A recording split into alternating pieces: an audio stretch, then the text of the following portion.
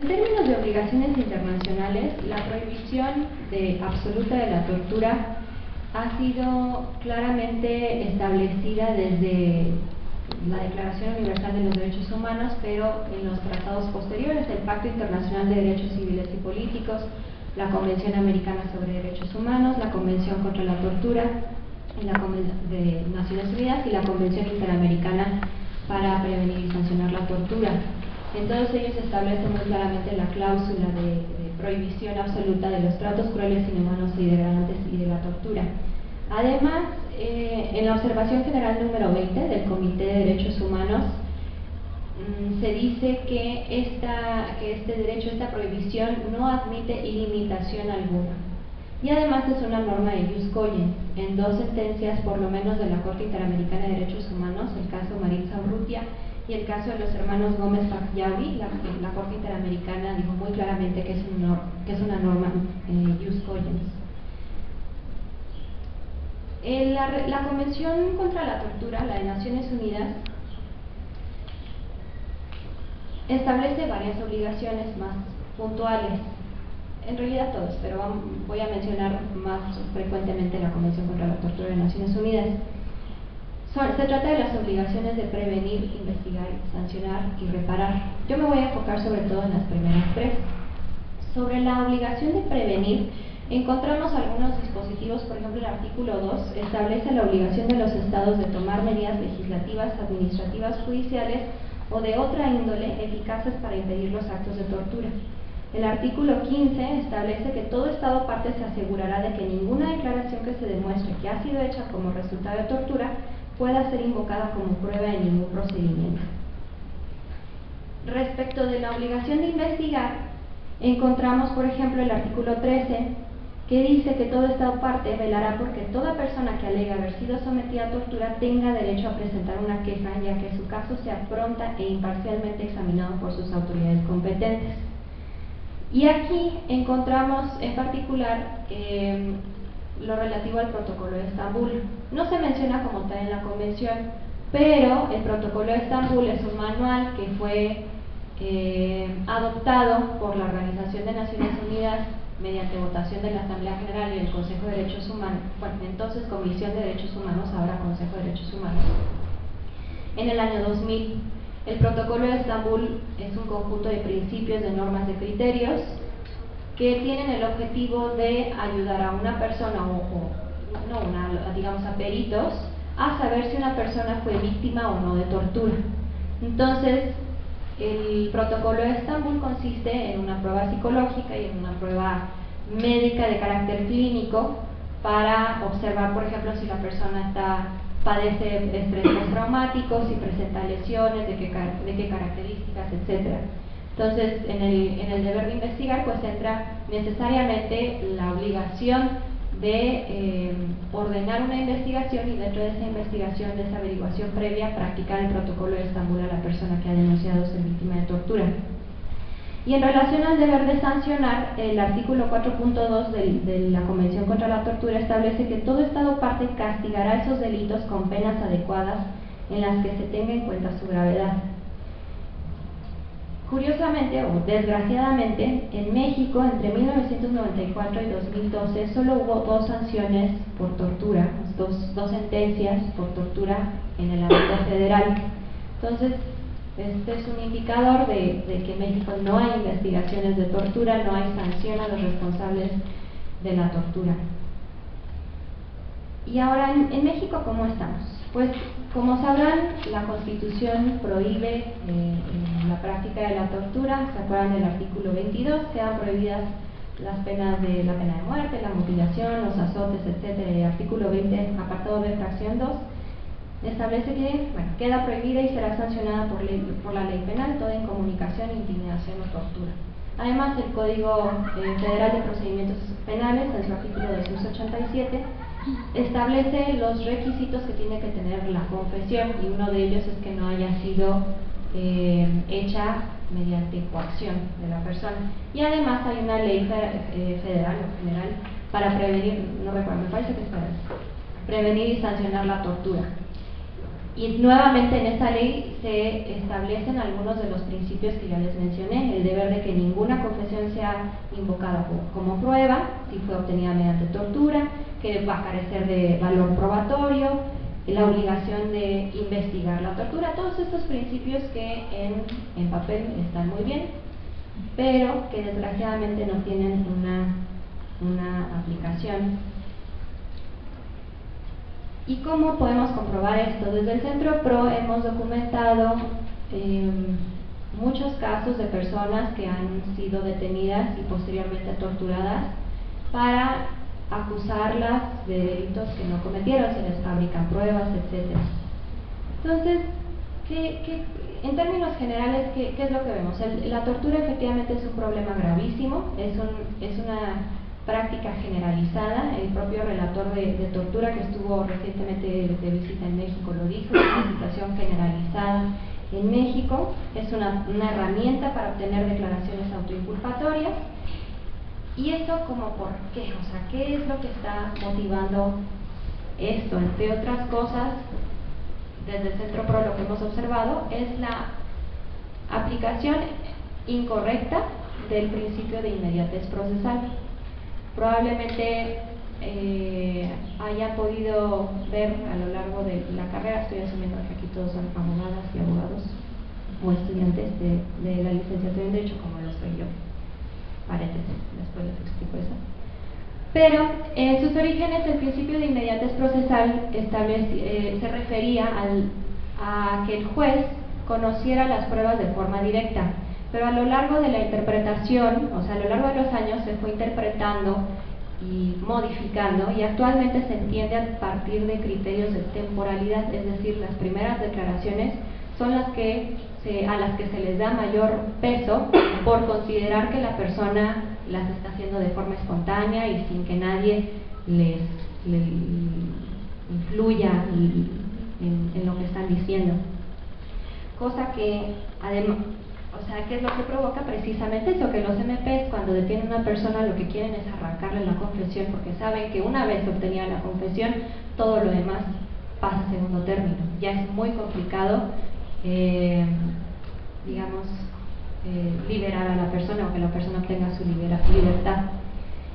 Y además esta interpretación del principio de inmediatez procesal, pues de alguna forma viola el derecho a la defensa adecuada, porque está implícitamente diciendo que la persona, o no diciendo, pero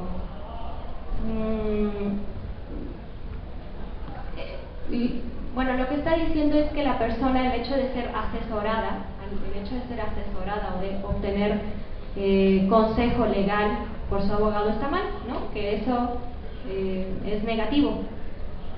Entonces, pues obviamente no cumple los estándares internacionales. La propia Comisión Interamericana de Derechos Humanos ha dicho que esa interpretación del principio de inmediatez procesal es errada. Entonces, cerrando un poco este paréntesis del principio de inmediatez procesal, paso a los casos. Los casos, les voy a mencionar dos, ilustran perfectamente cómo estamos y de qué forma se están violando estas obligaciones internacionales. Y empiezo por el caso de Ángel Amílcar Colón Quevedo. Él es un migrante hondureño que en enero del 2009 salió de Honduras buscando obtener recursos económicos en Estados Unidos, buscar un trabajo que le permitiera mejorar las condiciones de vida de su familia y sobre todo encontrar los recursos para pagar el diagnóstico, los medicamentos y el tratamiento de uno de sus dos hijos que había sido diagnosticado de cáncer. Él sale de Honduras en una situación un poco desesperada, logra llegar a México, logra cruzar la frontera, padece muchos de los abusos que padecen los migrantes en México, es víctima de engaños, tuvo que pagar dinero a muchas personas que lo engañaban básicamente, se las arregla para llegar a Tijuana, y en Tijuana, a 3 cuadras de la frontera, conoce a un coyote que le promete falsamente que lo va a ayudar a cruzar la frontera. El coyote lo lleva a una casa, él iba en el vehículo con la cabeza mirando hacia el suelo para para no reconocer la ruta, así se lo indicó el coyote. Llega a la casa, lo amenazan: no veas por puertas ni ventanas, no te asomes, no preguntes nada sobre lo que veas o escuches dentro de la casa si quieres seguir con vida. Entra a la casa, permanece ahí. Esto fue el 5 de marzo del 2009. El 9 de marzo de 2009 se lleva a cabo un operativo policíaco en el que participaron policía estatal, federal, ministerios públicos, etc. Y ahí lo detienen junto con otras 10 personas. Inmediatamente después de la detención es trasladado a diferentes lugares irregulares. Por ejemplo, lo llevan a instalaciones de la PGR, lo llevan a un baño donde él ve sangre en el piso, escucha música muy fuerte en las habitaciones contiguas, alcanza a escuchar los gritos de las personas que están siendo torturadas en las habitaciones contiguas. Le ponen una bolsa en la cabeza para tratar de asfixiarlo, y ahí él grita, dice: bueno, esto no es necesario, les puedo decir lo que quieran, miren, yo vengo de Honduras, y empieza a contar un poco su historia. Otra parte de su detención fue en el estacionamiento también de instalaciones federales, varias horas sin camisa, en el frío, etc. Y finalmente, después de 15 horas, antes de esas 15 horas es llevado a instalaciones militares, a un cuartel militar, y ahí él describe que sufre lo peor a manos de militares. Él fue humillado públicamente frente a muchos de sus codetenidos y otros procesados, otros detenidos que después fueron vinculados a, otras causas penales. Entonces, él describe que sus codetenidos eran llevados de manera individual a otras salas del cuartel militar y ahí eran torturados individualmente. Ellos describen toques eléctricos, bolsas en la cabeza, etcétera, muchas otras cosas. A diferencia de ellos, Ángel fue víctima de tortura psicológica. Él fue humillado públicamente, y nosotros creemos firmemente que se debió a que él es afrodescendiente. Entonces hubo ahí la tortura fue una expresión gravísima de discriminación racial. A las 2 de la mañana él ve que entran 3 personas que se identificaron como ministerios públicos, y después de varias horas, a las 7 de la mañana del día siguiente, lo presentan o lo llevan a declarar, a rendir su declaración ministerial. Es ahí que él se da cuenta que una de esas 3 personas no era un MP, era su defensora de oficio, con quien nunca habló antes de declarar y quien nunca analizó el expediente antes de que él rindiera su primera declaración. Además, él rinde su primera declaración con militares a sus lados, murmurando las calentaditas que le iban a dar si no facilitaba las cosas con la firma, así lo dice textualmente. Él en 2 ocasiones tacha y rompe la declaración ministerial que le habían construido, y a la tercera, producto de las amenazas, pues él termina firmando. Actualmente se encuentra recluido en un centro federal de readaptación social de máxima seguridad, que es el número 4 en Tepic, Nayarit. Entonces, algunos puntos que quiero destacar aquí son, como ya les dije, fue torturado por policía estatal, por policía federal, por militares. Fue presentado a los medios, antes de que declarara por primera vez, fue presentado a los medios, fue forzado a firmar una declaración construida. Su defensora de oficio no lo asesoró antes de rendir su declaración ministerial. Además, le fue negada la posibilidad de denunciar la tortura. Él, en el momento de rendir su declaración, quiso denunciar los actos a los que había sido sometido y no le fue permitido esa posibilidad. Incluso la defensora de oficio, en los alegatos que escribió supuestamente a favor de él y otros de sus codetenidos, ella afirmó que Ángel había rendido su declaración ministerial, y cito, de manera espontánea, libre, sin presiones o aleccionamientos.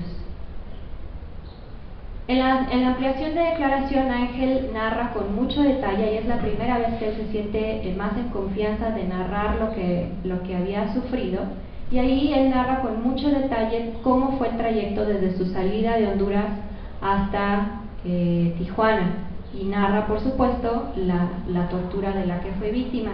A pesar de eso, la jueza entonces no ordenó una investigación. La averiguación previa por tortura inició hasta diciembre de 2013, hace apenas unos meses, después de que el Centro PRO enviara comunicaciones constantes al relator.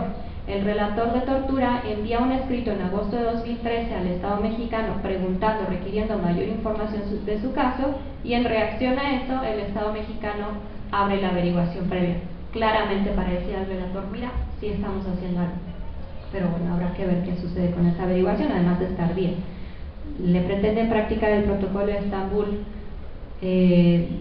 próximamente, por ahí del 15 de mayo, se lo va a estar practicando la PGR, supuestamente para